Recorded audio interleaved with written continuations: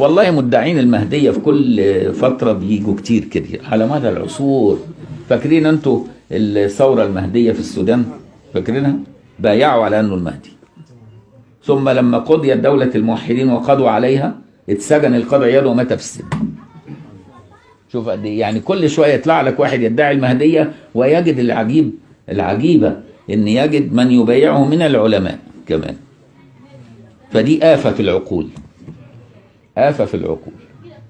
ولكن يا ابني أي واحد يدعي المهدية أصبر، لأن المهدي مش هيدعو لمبايعته، بل بالعكس، ده المهدي لما يجوا يبايعوه يهرب. ما هو الحديث بيقول لنا كده. يعني المهدي الحقيقي بقى هيتولد في المدينة واسمه محمد واسمه عبد الله من نسل سيدنا الحسن، وهيبقى عالم من علماء الشريعة كمان. وفي موسم من مواسم الحج هو نفسه ما يعرفش انه المهدي، وهو بيطوف وهو في منى وعرفات يجوا يجتمع اهل العلم من جميع جهات العالم، ربنا يلهمهم ان يبايعوا المهدي دون ان يدعوهم. فاهم؟ يعني يقول للناس انا المهدي كذاب من بدايته. لا يعلمها الا الله. ويفتري على شاب خالد الجيلاني، هذا الرجل يفتري على شاب خالد الجيلاني افتراء كبير. كيف يا اخي يسألونك عن الروح، قل الروح من امر ربي. كيف الروح هذا يدخل هذا بعدين غوص علامات الساعة وكذا؟ لا يعلمها الا الله. علامات الساعة الله علم النبي صلى الله عليه وسلم بعض، ليس كل العلامات. حتى لو بعض المفسرين اهل التصوير يقولون الله علم الجميع ولكن ما امر بجميع تبليغ الجميع النبي صلى الله عليه وسلم، لأن لا يعلمها الا الله. انت من انت تكون انت غوث، تكون انت ولي، انت مجرم. انت مجرم تاخذ فلوس من الناس وتجمع فلوس من الناس وتعالوا وبعدين تسجن مساكين وفقراء وتاخذ منهم فلوس. تبيع انت بعت دينك بالدينار، نعوذ بالله، لقد كفرت بالله. هذا كذب وافتراء، يفتري على الرسول، يفتري على سيدنا خالد الجيلاني، يفتري على نفسه، باع دينه بدينار، انتهى. يلقب بألقاب يتميز بها بين ibadillah. Ada orang-orang yang diberikan Allah gelar-gelar untuk membedakan dia dengan hamba Allah yang lain. Fayadkhulu fi khawasihi, maka hamba yang diberi Allah gelar ini masuk dalam golongan khawas VIP. Wa yusamma bi asma'in, ada hamba Allah yang dikasih nama la ya'lamuha illallah, yang tahu nama itu hanya Allah. Begitu dalam kitab Al-Ru'yah ditulis oleh Imam Syekh Abdul Qadir Al-Jilani, la ya'lamuha illallah, yang tahu hanya Allah. Jadi kalau ada orang ini menyakit, ambo tahu, dan kalau mau tahu nanti yang bagi tahu nama kamu. Pasal minta nama saya siapa? Wanifiro.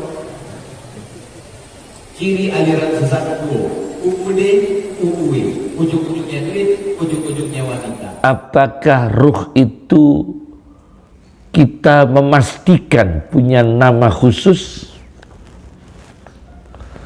Saya baca di dalam kitab Shahihul Bukhari dengan syarahnya Fathul Bari karya Ibnu Hajar Al-Asqalani, hadis nomor 3208. Ketika proses manusia di dalam rahim, ketika 40 hari sperma, 40 hari darah, 40 hari segumpal daging, berarti 120 hari atau 4 bulan, Allah mengirimkan malaikat.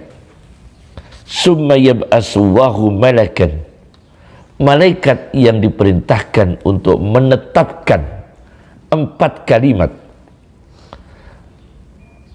Amalahu, menetapkan apa yang akan diperbuat bayi ini kelak nanti hidup ke dunia. Warizqahu, rizkinya. Wasyaqiyun, apakah cilaka? Au sa'idun, apakah bahagia? Hanya 4 perkara.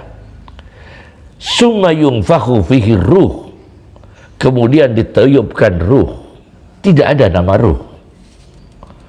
Yang ada menetapkan 4 perkara tadi, tidak membahas nama ruh secara khusus. Ini memang fenomena baru di tasawuf Indonesia. Dari dulu gak ada. Kita ngaji tasawuf bertahun-tahun gak pernah tahu nama ruh, gak pernah. Ini baru-baru aja lah. Dan katanya kalau ingin tahu nama harus bayar. Nanti kalau bayarnya mahal, namanya bagus. Kalau namanya apa? Kalau bayarnya murah-murah, namanya pendek-pendek. Ini memang lagi viral, tapi gak ada itu. Ya entah kenapa ya, apa kena sihir sama yang dianggap sebagai gurunya itu, kena hipnotis lah yang bersangkutan ini. Yang mudah-mudahan segera mendapat hidayah, kembali ke jalan yang benar seperti dulu. Amin Allahumma amin. Tentang ruh kita, namanya siapa, ini baru saya dengar. Ketika kita duduk dengan guru kita Habib Omar, duduk dengan orang-orang yang diyakini mereka para awliya salihin, Habib Salim Asyatiri, Habib Zain bin Smith, Habib Abu Bakar Adni, Habib Hasan Asyatiri, Habib Abdullah bin Shahab, bahkan Habib Al-Ghadi bin Ahmad. Ucapan-ucapan Habib Al-Ghadi bin Ahmad disepakati oleh awliya, ulama di zamannya. Beliau adalah kutub zaman. Alhamdulillah Al-Faqir yang hina ini sempat duduk dengan beliau, sempat ngaji dengan beliau, walaupun tidak lama mendengarkan ucapan beliau, dan sampai saat ini kita masih mendengarkan ucapan-ucapan Habib Al-Ghadi bin Ahmad.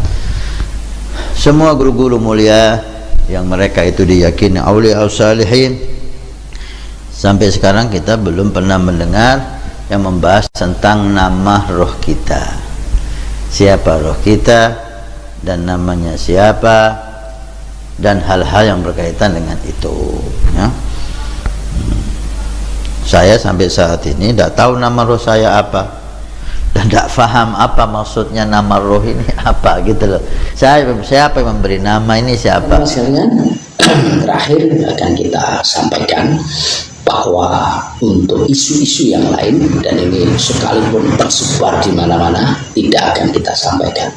Di antaranya adalah penilaian-penilaian atau kabar-kabar yang belum terklarifikasi secara objektif ya, secara nyata, yakni adanya iuran ya. Jadi kalau orang mau sudah mendapatkan ismur ruh, jadi nama rohani ya, yang merupakan bapak rohaninya adalah Nabi Muhammad SAW, katanya begitu, dan ini bisa dimintakan ke mursyid ini, Ahmad Al-Badar ini. Maka kalau sudah mempunyai nama ini, konon katanya, saya lagi ini tidak kita sampaikan di YouTube ini, tapi kita akan menyikapi itu akan diminta sejumlah uang dikalikan 1 juta dikalikan dengan usia. Jadi kalau saya usia 50 tahun kemudian saya minta ismuruh ke mursyid ini Maulana Abadi Ahmad Al-Badar, maka saya harus membayar 1 juta kali 50 usia saya, maka 50 juta. Berkata Asy-Syaikh Abu Abdullah Al-Qurashi, man lam yakun karihan liduhuril ayat, barang siapa yang tidak merasa tidak suka ketika tampak kepadanya tanda-tanda karamah, tanda-tanda kelebihan yang ada pada dirinya, wa khawarikil adat minhu, kemudian karamah dan hal-hal yang di luar nalar tampak pada dirinya tapi dia tidak merasakan tidak suka. Seberapa kadar ketidaksukaannya? Karahiyatal khalqi liduhuril ma'asi, seperti ketidaksukaan seseorang ketika dia tampak kemaksiatannya. fahiya hijabun fi haqqihi, maka itu adalah hijab untuk dirinya. Artinya orang yang senang, orang yang merasa bangga dengan karomah yang ada pada dirinya, kemudian diceritakan kepada orang-orang bahwa dia melihat ini dan itu, rasa senang untuk populer dengan hal-hal seperti itu adalah hijab untuk dirinya. Makanya kita harus berhati-hati. Tidak pernah kita mendengar dari para aulia kita, ulama-ulama besar menceritakan seperti yang ada saat ini. Setiap orang mendakwakan dirinya pernah melihat ini dan itu, karomah-karomah diceritakan kepada orang. Ini semua adalah kebodohan, ini semua adalah hijab. Nabi Shallallahu Alaihi Wasallam bersabda, "Man kadzaba alayya muta'ammidan falyatabawwa maq'adahu minan nar." Yang artinya, barang siapa yang berbohong atas namaku, maka hendaklah dia menempati tempat duduknya dari api neraka. Hadis ini mengingatkan kita agar kita tidak sembarangan ucap atau menisbatkan sesuatu yang tidak pernah diucapkan oleh Nabi, atau karena kita tidak hati-hati mengatakan, misalnya Nabi menghalalkan bahwa di akhir zaman itu satu orang laki-laki boleh menikah dengan 50 wanita. Ini Nabi sendiri yang mengatakan. Padahal ya ikhwan, tidak ada satu riwayat pun secara zahir, nyata, tekstual bahwa Nabi pernah menghalalkan. Tidak ada seperti itu. Kalaupun ada takwilan-takwilan para ulama, ini lain. Tapi kalau sudah membohongkan atas nama Nabi, ini bahaya. Karena yang mengancam bukan kita, bukan umat Islam, bukan. Tapi Nabi SAW mengancam. Karena sudah jelas dalam hukum fikih, sudah kesepakatan ulama, diambil dari Al-Quran. Kalau seorang laki-laki paling banyak menikah 4 dan seterusnya. 4. Kemudian setelah itu pun ada aturan-aturannya. Itu jelas. Kalau memang ada, itu salah dengar mungkin. Kalau ada ustadz, ya salah baca atau salah faham atau mungkin hatta yakuna, sampai ini hadisnya mungkin dimaksud ini. Ini kan pernah kita bahas dalam kitab Riyadhus Shalihin pada beberapa waktu yang lalu. Hatta yakuna li khamsina imra'atan, sehingga bagi 50 perempuan itu adalah qayyimun wahidun. Nah, qayyim itu bukan menikahi. Qayyim adalah mengayomi, mengurusi 50. Artinya apa? Perbandingan begitu. Sehingga sampai laki-laki di bawah naungannya ada bibinya 5, janda, anaknya perempuan 5, kemudian ini suatu ketika nanti di akhir zaman. Kadang nampak macam ada unsur kemabukan. Kadang nampak macam ada unsur keanak-anakan. Seperti budak-budak yang baru dapat mainan baru. Okey. Saya tahu pengikut-pengikut beliau mungkin panas telinga bila dengar apa yang saya cakap ni. But I know what I'm talking about. Saya tahu dan saya rasa saya pernah lalui something like that. Okey. Dan saya tahu ramai ustaz-ustaz, kiai-kiai, tok-tok guru di luar sana yang pernah melalui pengalaman yang sama. And when we see it, we know it. Kita tahu apa yang sedang beliau hadapi, tapi bukan kita nak mendakwa tahu seluruh perasaan ataupun pengalaman kerohanian beliau, tidak. Tetapi tanda-tanda luaran zahirnya itu adalah sesuatu yang maklum. Sesuatu yang maklum. Seolah-olah ada over excitement di situ. Over excitement mendapat sesuatu yang dianggap sebagai satu ajaran yang bagi dia tinggi, bahkan tertinggi. Terlalu excited sehingga akal rasional dia itu melemah. Baik. Mungkin ada yang tanya, kenapa kurang suara-suara daripada Indonesia yang menegur ataupun mengkritik Dr. Ar-Razi Hashim secara terbuka? Di sini saya ingin kongsi satu skeleton in the closet di tanah Melayu ini. Ramai tidak mahu menegur beliau kerana apabila teguran berlaku, perkara-perkara lain akan tertarik sama. Jikalau aliran ataupun ajaran Ar-Razi Hashim hari ini ditegur secara terbuka oleh ramai kiai-kiai, tuan-tuan guru di Indonesia, mereka akan terpaksa melanjutkan kritikan mereka kepada isu-isu yang lebih besar.